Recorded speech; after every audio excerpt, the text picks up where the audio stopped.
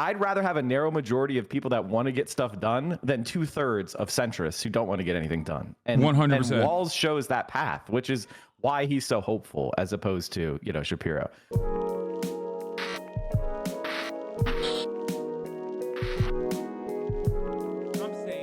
Okay, let's turn to what's happening with the vice president as we are all on pins and needles trying to figure out who she's going to pick. Today, she is going to join the president, though, in the Situation Room to discuss the situation in the Mideast. As you think Harris does not call for a ceasefire, she will lose? It's not a guarantee. It's not a guarantee. I will, however, say that it makes her, first of all, she has called for a ceasefire, but that's not the point. Like, if she goes with Shapiro, if she keeps being this like middle of the road person in terms of like dealing with Israel, even on a messaging front, the problem for her is going to be Michigan. But beyond that, she stands to gain a shit ton more if she does come out and is more aggressive against Israel. What do I mean by this? Americans do not want war. They don't want to, or at least if war is happening, they don't want to think about it. Okay? Israel keeps up the bag for the American politicians by constantly putting war in their face. Okay?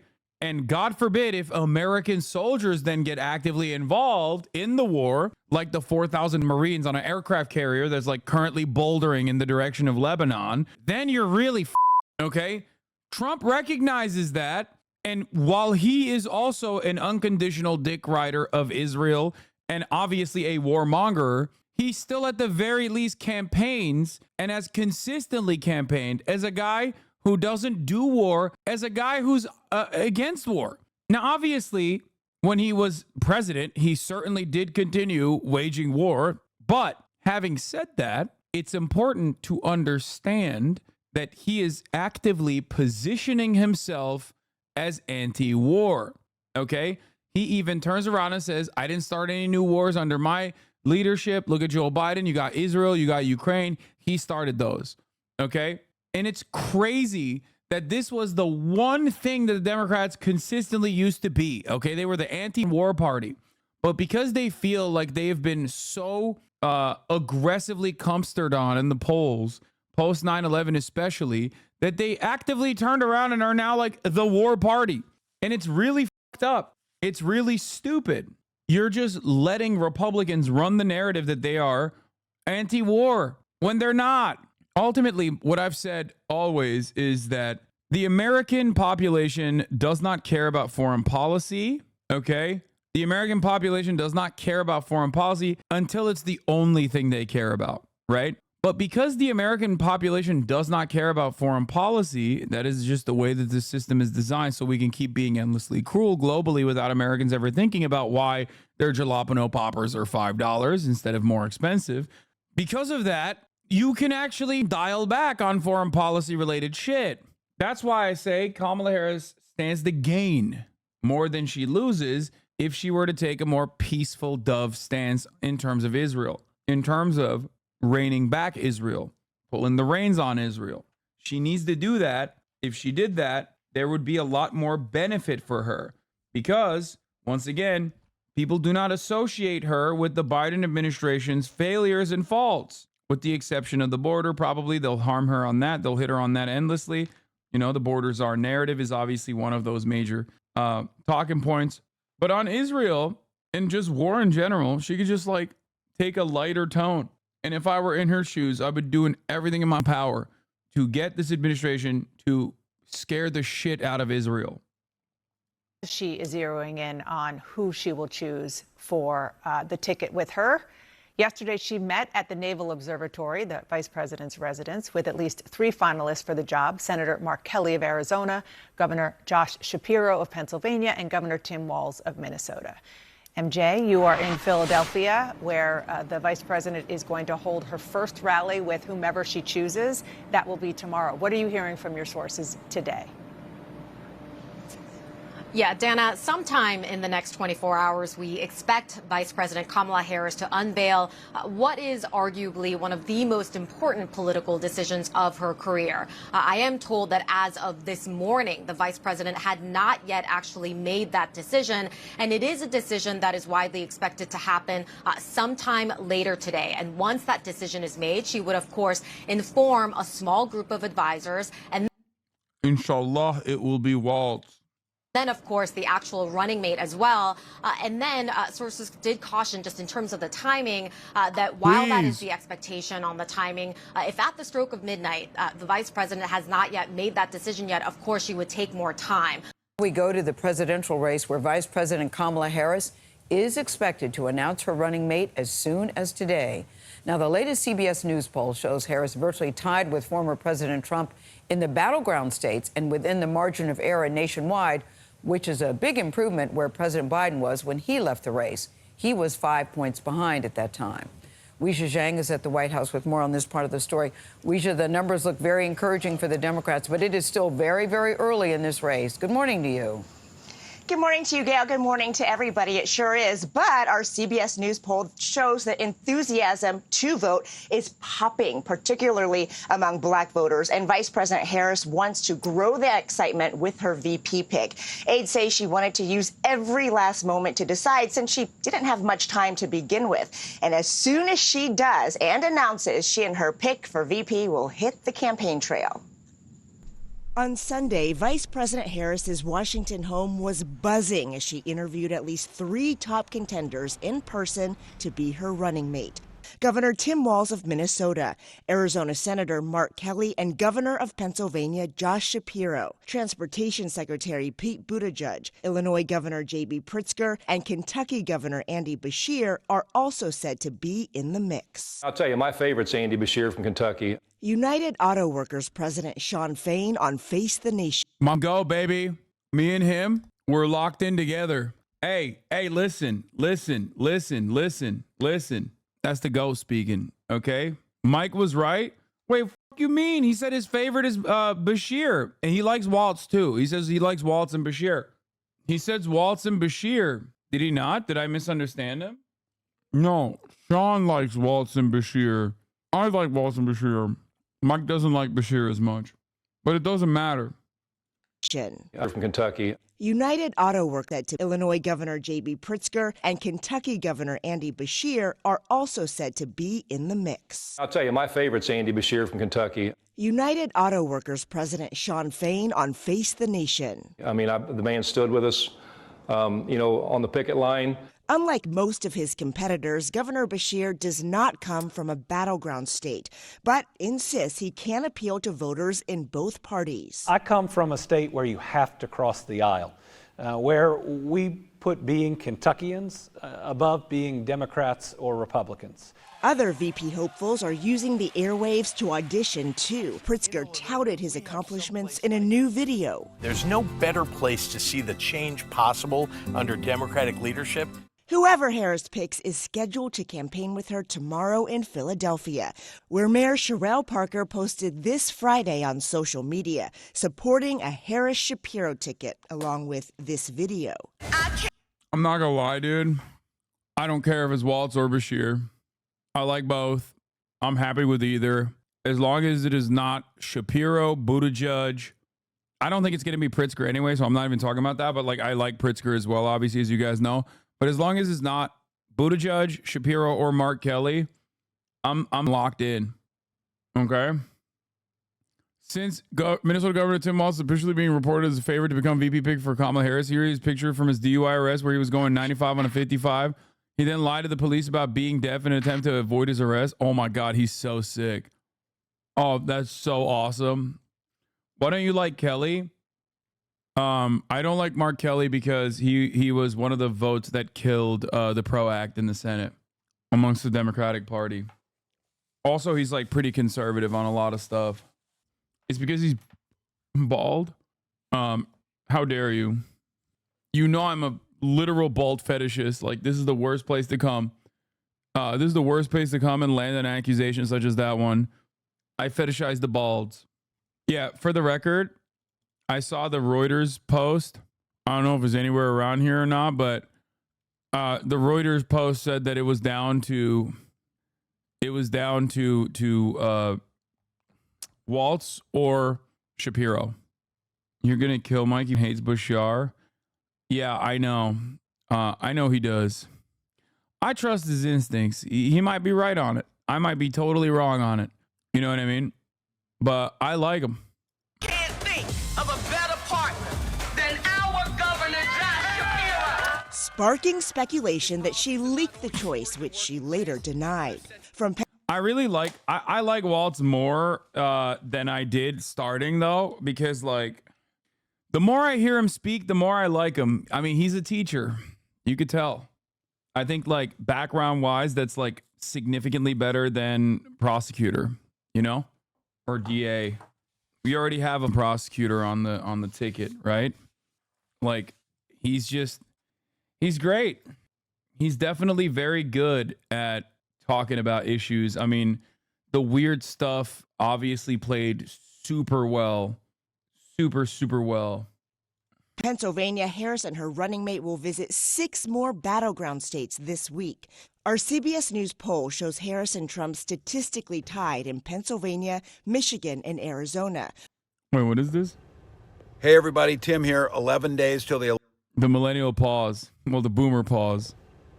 Hey, everybody. Tim here. 11 days till the election, but it's my pro tip of the day out on the road. I got to show you this.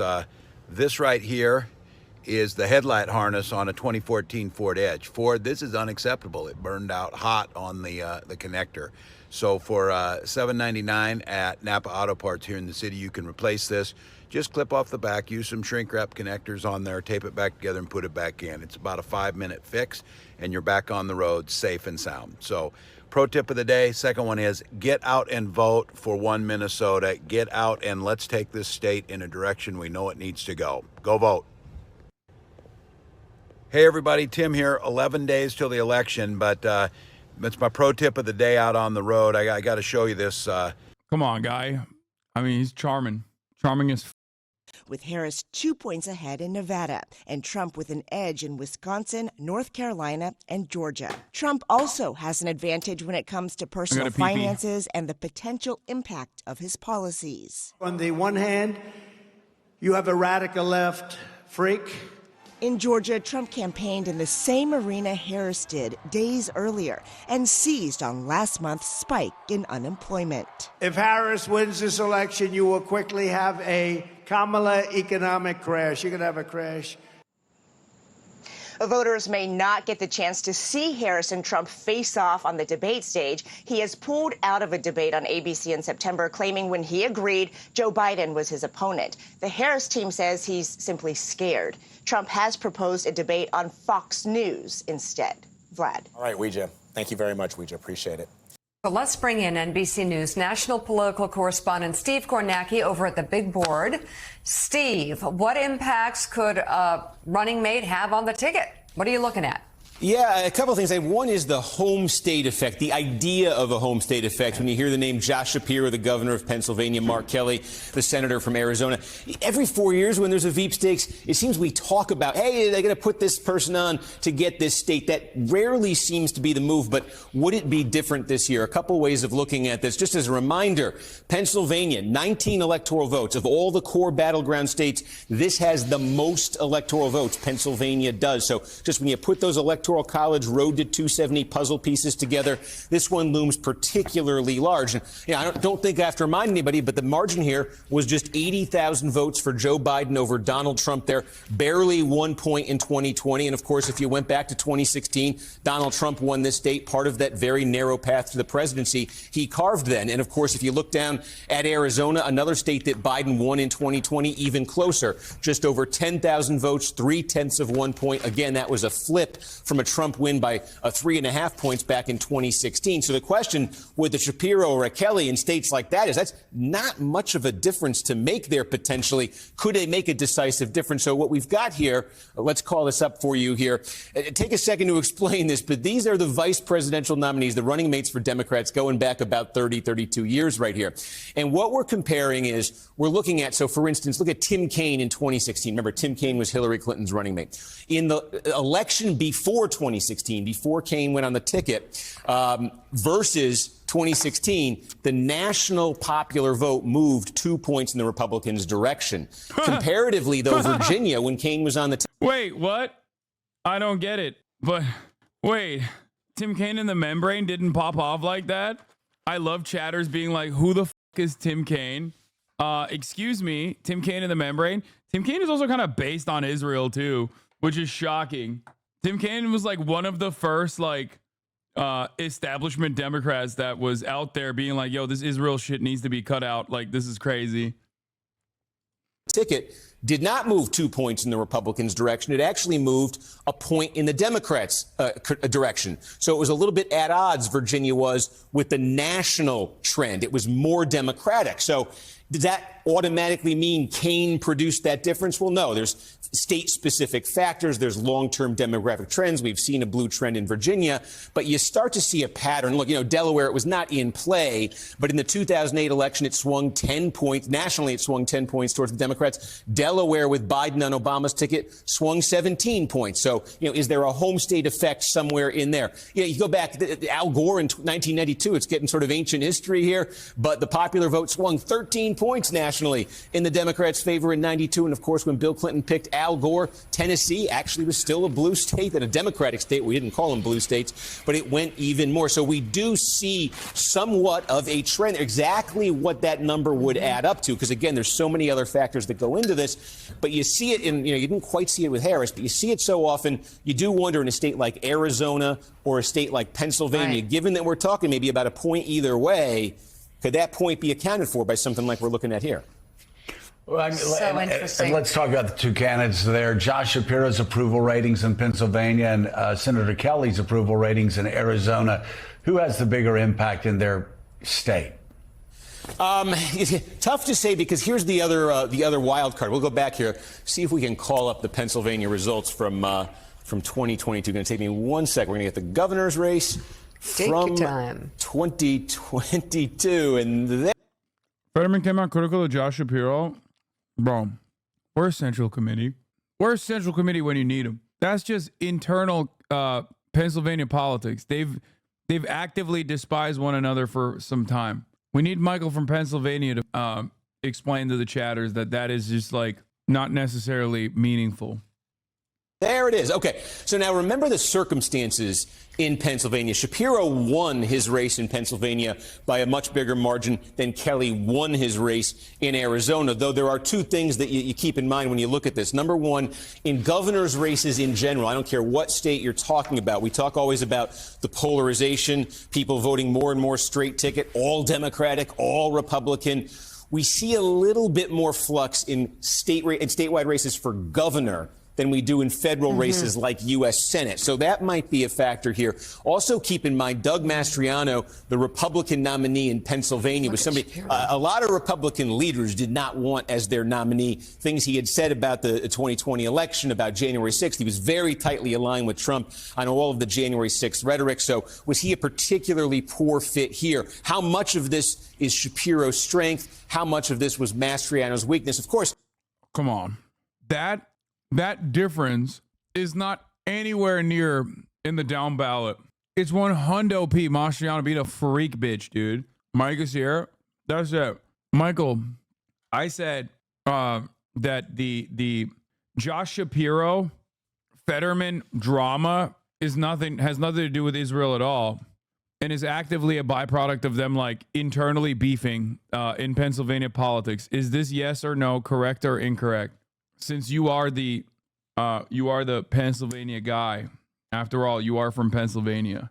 But I think the chatter was joking anyway when he said it's about Israel.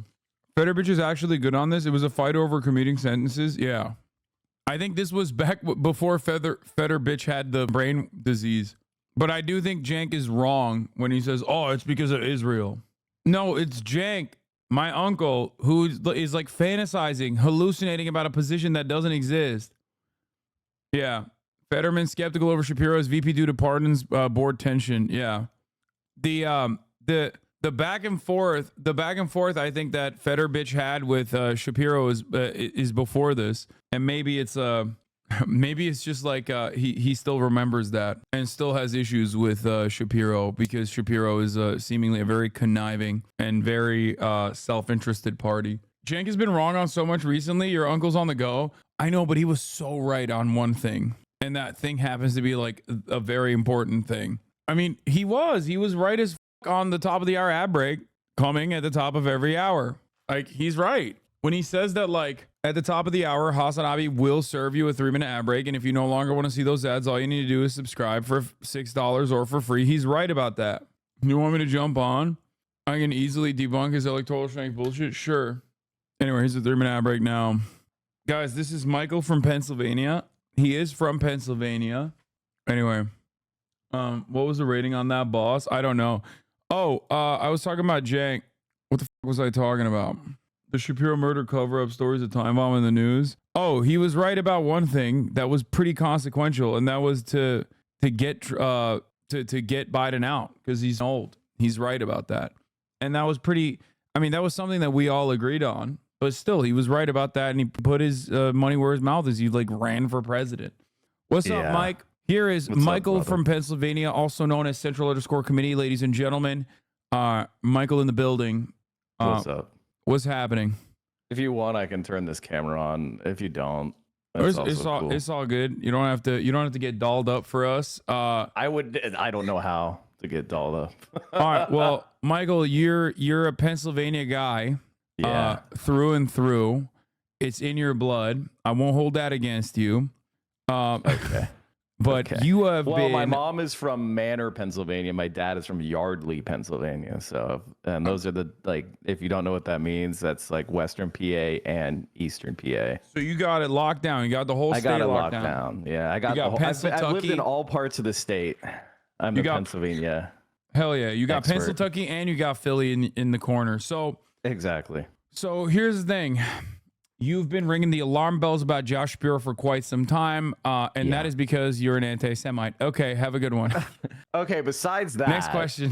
It's also a couple other things. But I'm from Pennsylvania. What do you expect? Like, we're not going to be anti-Semitic? Of course we are. No, this is jokes. These are jokes. Yeah. Obviously, we condemn anti-Semitism. None of us are anti-Semitic. We love the Jewish people. We all literally door knocked for a Jewish man, but also simultaneously are anti-Semitic. Well, see, you have to understand that anti-Semitism is when you criticize Israel.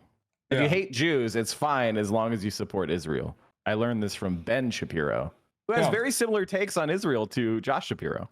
Yeah, I mean, I would say that Josh Shapiro's perspective is like, he's a liberal Zionist now. He wasn't before, but he is at the very least in the way that he presents himself, even before October 7 and certainly after October 7. He's been a liberal Zionist, which in many respects obviously is still far too aggressive. There are points where he has actually gone beyond liberal Zionism, where he has talked about college campus protesters against genocide, where he's compared them to the KKK, which is completely unacceptable. But I don't think Israel is like the major problem here. In my estimation, I think that there's like significant issues beyond that. But I wanted to hear what your opinions are. Can I debunk some of what your uncle was saying about Shapiro, like how he was the progressive choice?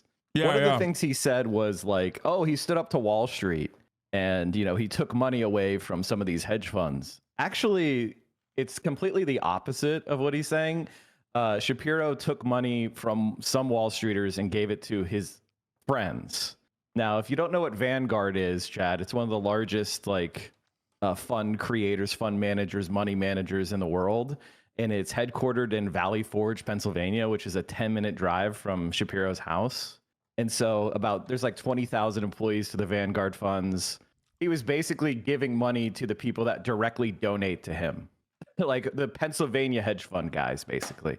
So it's not that he was standing up to Wall Street. He was just giving money to the local fund. How do I know this? I ran for office in Montgomery County in 2014 when he was a Montgomery County commissioner. He endorsed me. Like, I know Josh Shapiro. I've known him for over a decade. He's always been You're like so old, bro. Holy shit. Yeah. You said 2014. Yeah, I know. But like he's been part of the AIPAC mafia.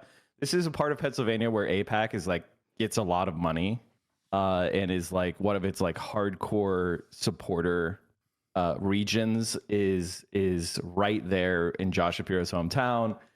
He is as far, he worked for Israel's like embassy. Like this guy is not just like, you know, pro-Israel. He's like as far, he's like, if you thought Joe Biden was too anti-Israel, then you would upgrade to Josh Shapiro. I think it's actually a pretty critical You think point. Josh Shapiro is as pro-Israel as Joe Biden is in the way that he like communicates? No, not how he is in his like in his past.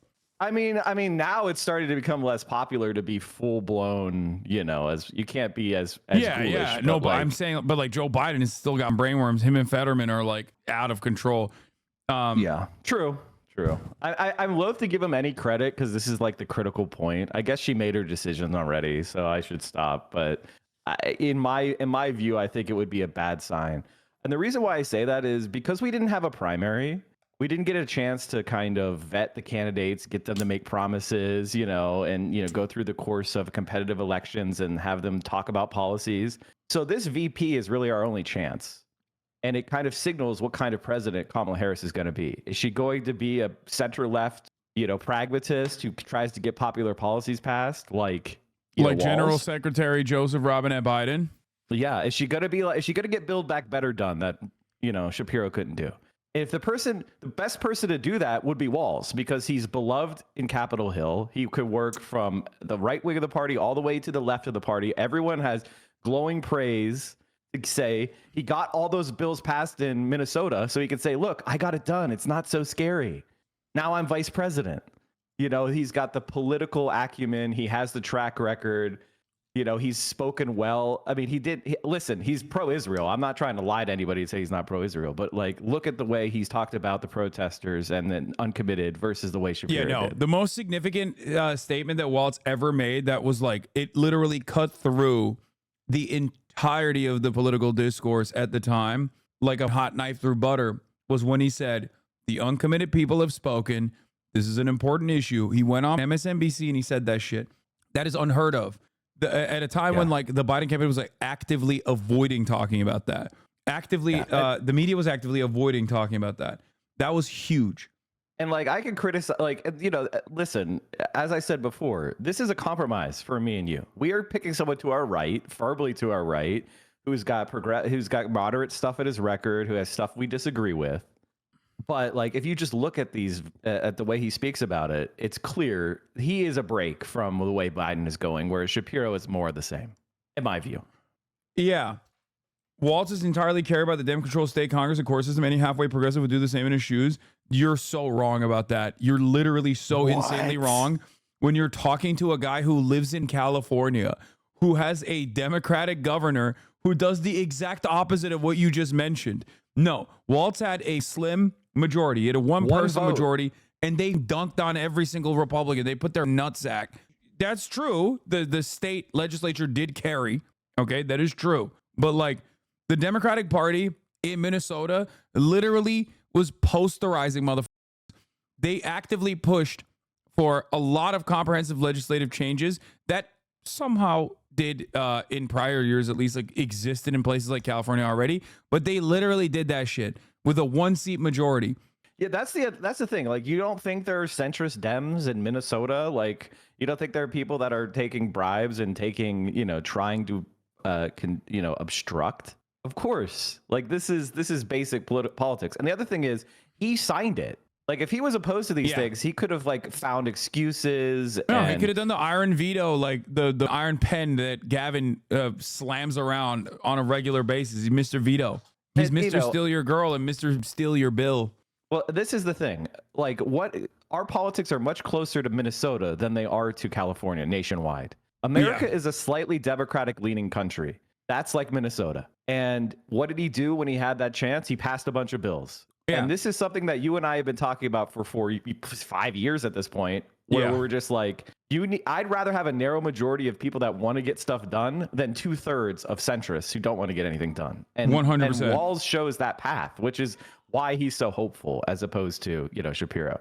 And he's also actively liked. I mean, look, one of the reasons why I like Bashir was because despite the like deep red Kentucky state legislature, like he is the most popular Democratic congressperson in the country and is the second most popular governor, I believe, in the country across the board now. For me, I thought that was good, but like ultimately, I like Walz a lot. I've covered him and the Democratic Party in Minnesota quite extensively, and I think that is the method, like for sure. I really like that. So here's why I think it's not going to happen. Oh, okay, go on. Because the Democratic Party sucks. I would be shocked if they land on the correct position again right after the real mamala behind the scenes, Nancy Pelosi, forced the Democratic Party to actually behave like a European style parliamentary party. You know what I mean? Like she endorsed Walz, right? She did. Yeah, exactly. Yeah. That's what I'm saying. Like Nancy Pelosi got a big dub swapping out Biden. If she can also get a second big dub, putting Walz into power, I'm gonna write Nancy Pelosi in. Well, as the candidate. Listen, like Nancy Pelosi she's not one of us. She's not. I will say this about her. If you go and read Ryan Grimm's book, which is We've Got People, I really recommend it. So I'm shouting out someone else's stuff, but he talks about like repealing DOMA and the Healthcare Act under Obama. Obama wanted to give up. It was Nancy Pelosi that got Obamacare passed. Yeah, no, in fact, there was a public option coming out of the House. Obama killed the public option in the Senate. Yeah, no, so she's a demon. She is definitely a legislative demon. She is, I think, like the closest we have to Mitch McConnell in our party, like a competent administrator, competent whip. And someone who is like genuinely invested in the future of the Democratic Party, even though we obviously have ideological differences and on a lot of issues that matter, like very serious ideological differences. Like it's obvious that she cares more about the future of the party and like certain progressive policies. She's after all the same person that like simultaneously dunked on Ilhan Omar in instances where she was in the crosshairs of the entirety of the Republican Party in a very bad way, but also put her on the people like Shapiro, condemned her and threw her under the bus. Yeah, but like that's what I was trying to say. Like there's a push and pull with Nancy Pelosi, who has actively put like young progressive members of the squad into cabinet seats where she absolutely did not need to do that and could have just like cast them aside. And I think Hakeem Jeffries, even though he's from Nancy Pelosi's camp, will probably be worse to the progressive wing of the party than Nancy Pelosi will. He has underlying resentment towards the progressive wing that Nancy Pelosi was able to overlook. Well, like she comes from a different time when, where there wasn't this like always online obsession, the 2016, like she recognizes something that a lot of blue MAGA people don't, which is the Democratic Party needs the left and it needs young people and it needs progressives. It's one thing to say they're irrelevant and they don't vote online in a Twitter fight. But when you're talking about like getting to 50% plus one in an election, you want every voter you can get. And young people lean Democratic. So you have to throw them a bone or two. That's what she understands. That's why she was a better leader, because she would corral people and she would understand you can't just shit on the left because you're going to depress our own turnout. You can't do that. You'll end up losing. Yeah. So for your own power, you have to act in a, parliamentary manner. You have to have a coalition. That's what I don't think the Gen X, leaders understand. That's what I'm really concerned about with Hakeem. I want to say one thing about Josh Shapiro's electability, if I could. Go ahead. People are talking about how amazing his performance was, but if you go to the previous gubernatorial election, the Democrat did better by 2 points. So, like, Governor Wolf is the real electable. If you want a former Pennsylvania governor, go get Governor Wolf off the bench and run him as VP, because he did 2 points better than Shapiro, and Shapiro had a much weaker candidate. So what the fuck are people even talking about? Like, this is one of those things that just blows my mind. Also, he ran against his like electoral performance has to be matched up against who he was against. Like Doug Mastriano was a genuinely unelectable, like he was triaged. It was also like an instance, one of those rare moments where the Democratic Party's like gamble hits. Like it was a Pied Piper strategy that they conducted in Pennsylvania, and it hit big for Josh Shapiro. Like, I mean, yeah, it did. I mean, but the thing is, though, Josh was trying to like knifing other people. Like, that's the thing. Like, he's one of those. He's kind of a scumbag. Like, you know, there's always a fight to try to make a coordinated campaign where like every Democrat works with each other, and we kind of say like, hey, let's leave aside our differences and you know, we'll work together. And if I have a volunteer knocking doors, why don't they drop off your stuff too? You know what I mean? You try to pull all in the same direction. He's always the type of candidate who is siloing himself off and is saying, fuck all that. I don't want to be associated with your stuff. You know, I need to win. I don't want to piss off people that don't like you by endorsing you. He's that kind of guy. And he's always allied himself. Like, oh man, I have even more. You want me to get personal and talk about my personal experiences? If you want, I will. Sure. So in 2018, I was running a campaign for state Senate. I was the political director and finance director for the state Senate campaign.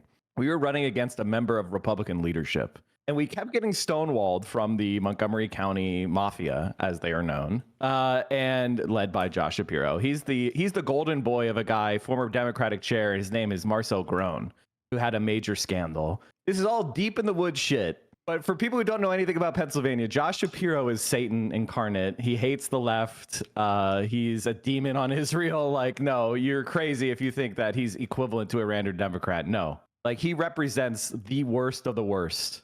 And when I was running this campaign, we were like blocked by this guy. We couldn't figure out why he was getting so much. Why our candidate? We had really good polls. We were winning in the polls if we got our campaign out there. We were only down a couple points in like the top line polls. And it turns out we were getting blocked by these people.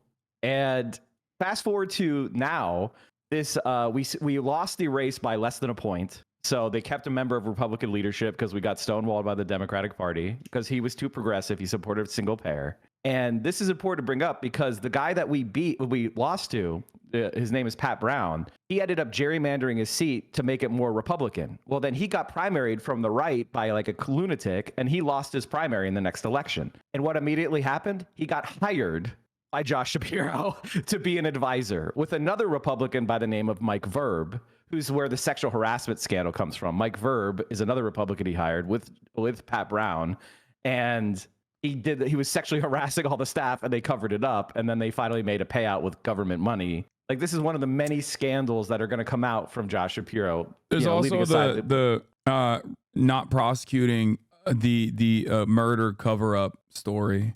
Oh, the murder cover-up. Yeah, his donors. Yeah, the family of donors who, you know, the 20 stab wounds, and then he had to recuse himself way later, and it's going to the Pennsylvania Supreme Court. No, I think he recused himself after they brought forward the family. I think, if I'm not mistaken, the family brought forward his own conflict of interest because of his own personal involvement with the family of the murderer, alleged murderer. Sorry. Well, Krasner was represented the family or something, so he had to recuse himself out of it. And then it went to Shapiro, and Shapiro was like getting money from the family because they're all like prominent Philly lawyers and, you know, associated with Shapiro, obviously. And family that was on site before the police was, family that was on site at the scene of the crime. The scene of the crime where the victim, whose death was not ruled a suicide originally, because the victim had 20 stab wounds, including to the back of her head. This is exactly the type of stuff that's going to derail Harris's campaign. If she picks Shapiro, here's another ruin angle. The vibe so hard. Here's another angle that will derail the Shapiro campaign. Here's another angle that will derail it. They are going to, of course, if Shapiro is picked, spend the next couple of months infighting with the left, depressing voter turnout, ruining their chances of winning Michigan by consistently saying, "Oh, the left is anti-Semitic. That's why they don't want Josh Shapiro." And not because like Josh Shapiro's compared some of the potential Democratic Party voters that are actively participating in the anti-genocide protest to the KKK. And it's just like, you know, and the other thing is he's just profoundly unqualified at this point. I'm sorry, but like 1 year as a governor and you're gonna be president? Like, what is this is crazy. Whereas like Walz, you know, the most senior enlisted man, he was a congressman, he was governor for 6 years and actually passed shit, as opposed to pushing for vouchers and tax cuts for corporations like Shapiro did. It's one of those things where it's crazy because it's people arguing in favor of Shapiro basically think they're better than you and that regular people are stupid. And they think, oh, Pennsylvanians will vote for their governor, Herbert Derp. In reality, we're going to have a real campaign here, and that all these problems are going to be surfaced, and people are going to be thinking about these problems, and they're going to forget that he was governor of Pennsylvania. And his and they're supposed like positive like approval rating is going to go down. These problems that were also like negligible and weren't really apparent or ever talked about when he was running against the motherfucker who was like, I am the sword of Christianity, Doug Mastriano. I'll never forget him like picking up that QAnon sword, dude. Like that was, for me, I was like, this is insane. Like this is what I was like, all right, this is the most insane that American politics has been. That a guy who could potentially become the governor of Pennsylvania is like sitting at a Civil War reenactor on the wrong side. And also on top of that is like actively and openly linking up with QAnon supporters. That was Doug Mastriano, Josh Shapiro's opponent at the time. So like people were not looking at any of this stuff. Whereas the Trump campaign will. Oh, sorry about that. No, go ahead. I just said I linked you the two governors races, 2018 and 2022. So if anybody's like, oh my God, Shapiro is some sort of he's like unbelievable. It's like, okay, he's unbelievable except the one prior election where he underperformed that. So like where he's not godlike or anything like that. It's just a ridiculous point that people are making. And it's like, no, not at all. Is he some sort of super strong contender? He is just, you know, he ran against someone weak. Yeah, and he had a huge advantage in money. It's silly. So Yair Rosenberg says, shocking Shapiro revelations. Voted to condemn UN resolution against Israeli settlements that Obama allowed to pass. Participated in AIPAC conference called Israel our truest and closest ally in the region with a commitment to the values and personal freedoms and liberties. Yada, yada, yada. He's like trying to undermine and saying that like, both Walz is just as bad. Yeah. So then this clever line that Walz and Shapiro are functionally the same on Israel is belied by the fact that this is what Adam Johnson responded with. According to the New York Times yesterday, Mr. Shapiro has emerged as the choice of the party's pro-Israel donors. So obviously pro-Israel donors don't agree. Are they also anti-Semitic? Well, I mean, it's just, again, they think you're stupid. They're trying to play their like fake identity politics game. They do it with everybody who criticizes Israel. They go, oh, anti-Semitic. See how controversial they are? The people are calling them anti-Semitic. And it's like, what are they anti-Semitic for? Well, they criticized Israel. And if you don't believe that it should be an ethno state, then you don't care about Jewish lives. And it's like, what the fuck are you talking? So it's all the same Hezbollah bullshit. And whenever somebody says, oh, yeah, they're the same, you know they're lying. I mean, people said the same thing about Harris and Bernie, too. But now that Harris is the nominee, suddenly she's saying, I don't want to do single payer. I don't want to do this. I don't want to do that. And it's because it wasn't a real belief or cause that she was fighting for. It was a political decision she was making. So this is the contrast between the two. You have somebody who has a long record of progressive change, has been relatively smart in how they've handled the Gaza conflict, versus a Israeli supporting extremist. Like, and it's an insult to your intelligence. You should be offended by people thinking you're this dumb. Like, I do think that there is no fundamental, like, I mean, there is somewhat of a difference, but like, I think that Walz is going to be like pro-Palestine? No, I don't think so. Ooh, Walz just pulled ahead in the prediction markets again. Yeah, no, I know. I just I'm aware, and I hope that the Democratic Party, although I don't have a lot of confidence in them, will do the smart choice again, which is, you know, they will be performing above my expectations if they do engage in this in the smart way, in this, you know, because they already got one good move, which we were absolutely right on, and every single very smart, very intelligent Democratic Party loyalist analyst was absolutely wrong on. I said time and time again that of course people are going to be excited if it's not Joe Biden, a person that most of the country understands is old as like, that will be a dynamic candidate. It will greatly redefine the election. It will be a wonderful opportunity, especially if they drop it right after RNC. Every single thing I said happened. Oh, it yeah, would be we were great totally to go with right. Waltz. Like, it would be like great you to and go I with were calling Waltz. for Biden to drop out for like over a year, I think. I mean, And it's because I said in 2019 that Biden was going to be a one-term president, and it's like ridiculous to drop the incumbent advantage that you would have in the re-election. Like, this is so stupid. Yeah, I mean, we like when we were talking about it, it's because you and I actually watched Biden's speeches for the last 4 years, and very few other people did.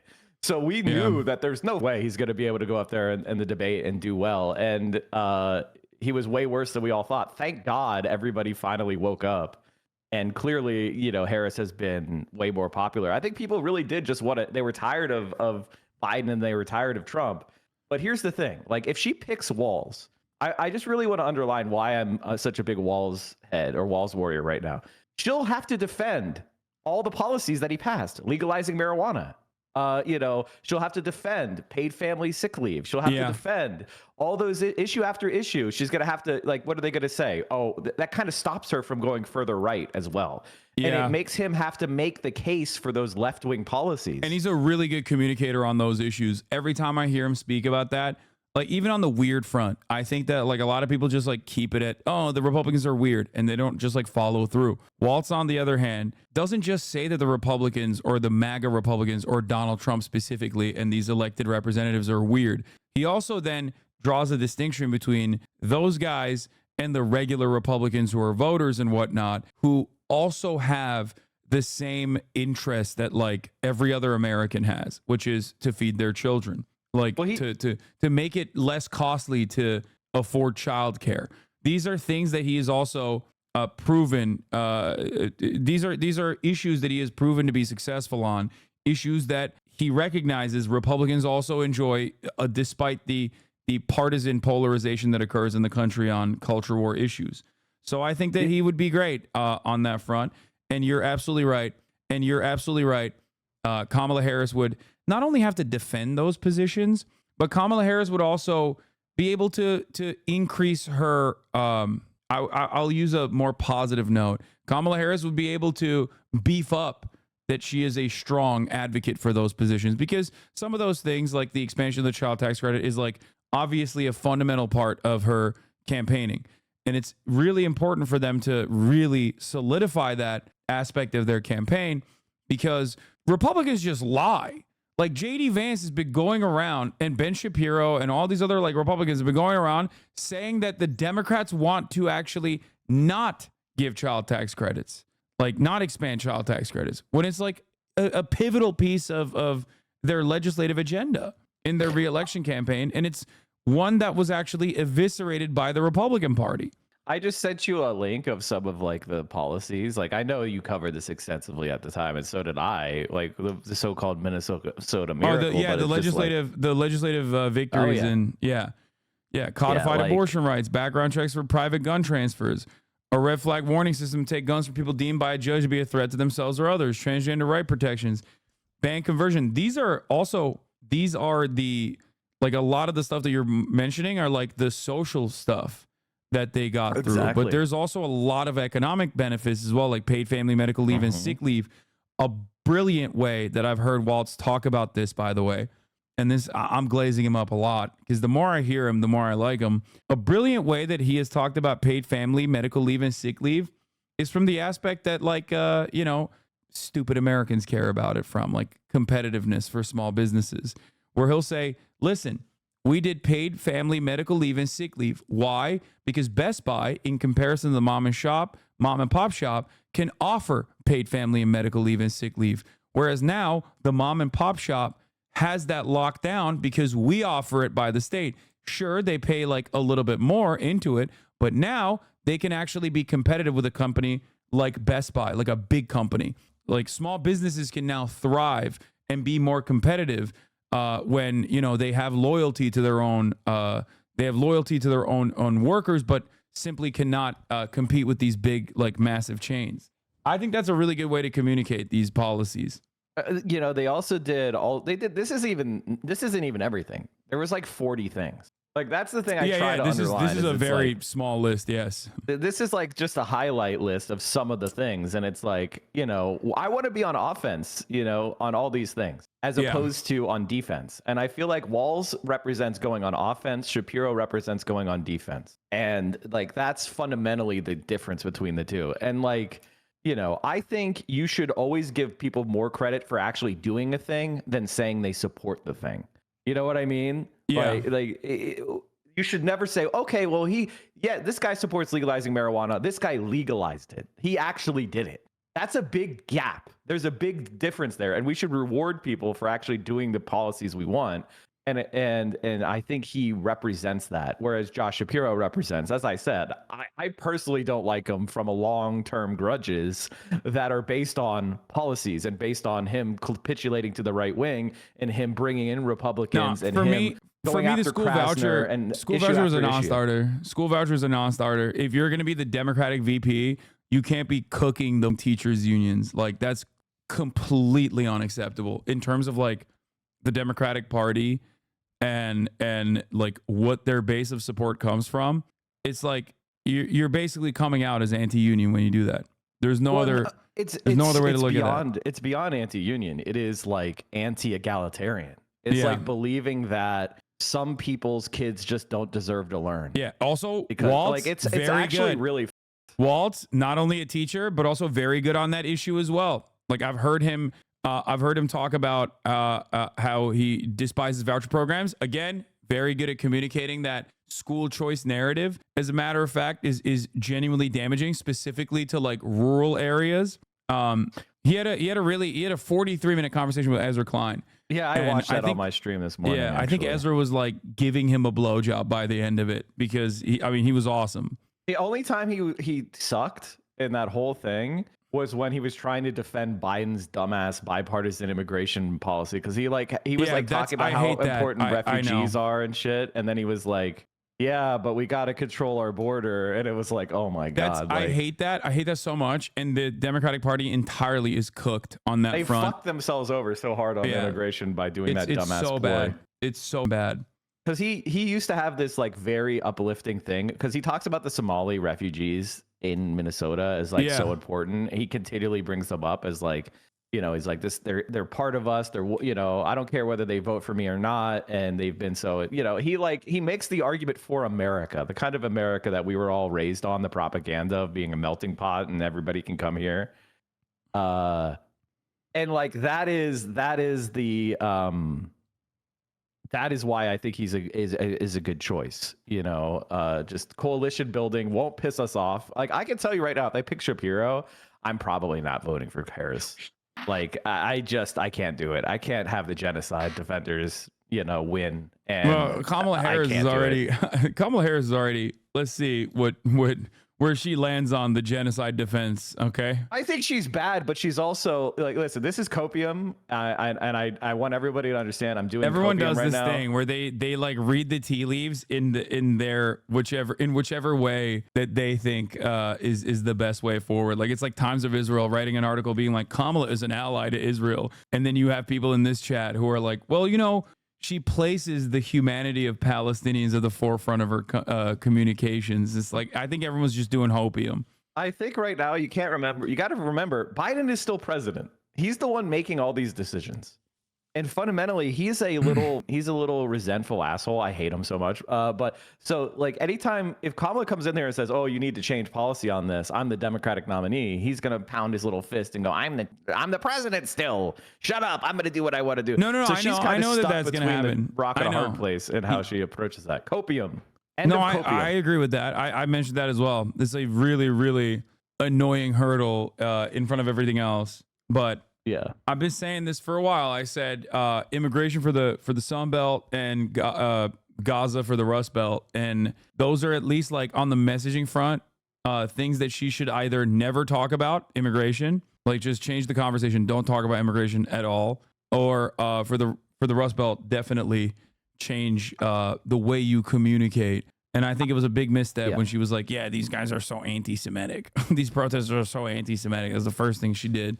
But anyway, we'll see. Those people that you like, yeah, I mean, obviously, anytime somebody's like Hamas is gonna get you and spray paints the Liberty Bell, like people like you're obviously you're not speaking to middle America when you do that, you know, like you're and I don't criticize that. Go for it, because I understand the barbaric everybody needs to let out. They're killing an entire people. They're starving it. And the Democratic Party is endorsing that. And that is incredibly disgusting. I just don't. I'm not criticizing them. I'm just saying. I don't think that if you're running, you're not getting anywhere with that. If you're running for any Democratic position, you don't ever have to hand it to the Republicans. They don't run around saying that like the Nazis showing up to their rallies. And I'm not making a moral equivalence here. Okay, I'm not doing that at all, because there is none between dudes who spray paint that Free Palestine or Hamas is going to get you or whatever are Nazis. No, I don't think so. That's ridiculous.